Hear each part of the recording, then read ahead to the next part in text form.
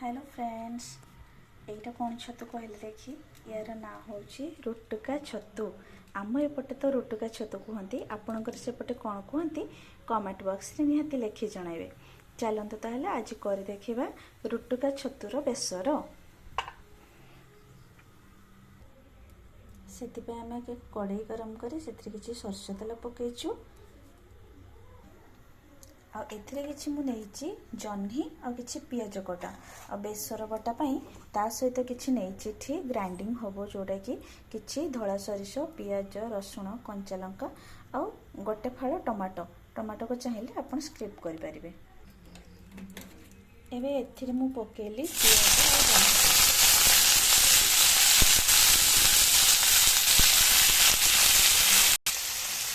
एबे एथिरे किछि लूण पकेइबा अल्प टिके लुण देथिबे आ किछि हळदी किछि समय चले दे किछि समय घोड़े दबा।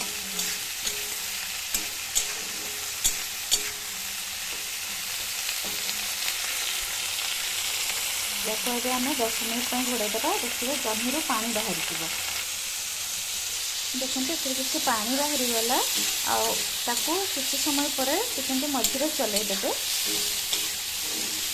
पानी ड्राई हो गला परे एथिरे हम दबा छतु और बेसर बटा। देखते ये पानी ड्राई हो आसलानी भल भाव में जन्ही बटा टे झाणी गलानी एथिरे हम पकईदेवे छतु।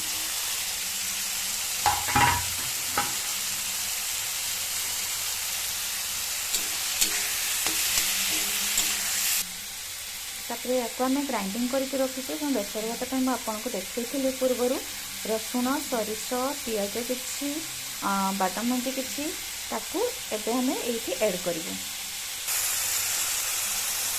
बेसर बटा को हमें एठी दे देछि याको भल भाव में मिक्स कर देबो। आकू एमिति किछि समय चलेबो। चलेला पर आपण नीचे देखिबे ता देहरु तेल बाहर जिवो और ड्राई हो जिवो। एबे किछि हमें एठी काश्मीर रंग मसला ऐड करिवो। केवल यार टिके कलर चेंज करपाई रंग मसला देबू तामेले किछि नुह। आपण या चाहिए स्किप करेंगे। आम से देखते पूर्व अल्प लुण देलु एवं टेस्ट अनुसार आउ टिके खाली हल्का लुण मिसेबू।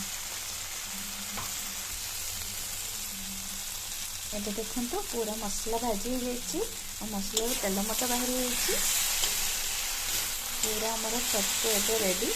या केवल आम ए 2 से 3 मिनट तक घोड़े दबा किछ समय तापर गैस को ऑफ कर दबा। चलते ए देखा कि आमर बेसर छतु बेसर। वाओ छतु बेसर आमर पूरा रेडी। वर्षा पगक छतु बेसर सहित पखाड़ मजा बहुत ही सुंदर लगे। आशा करते आपको भिडियो बहुत भल लगे। आप ट्राए करूँ आ केमती लगे कमेंट बॉक्स में निश्चय लिखि जन। Thank you.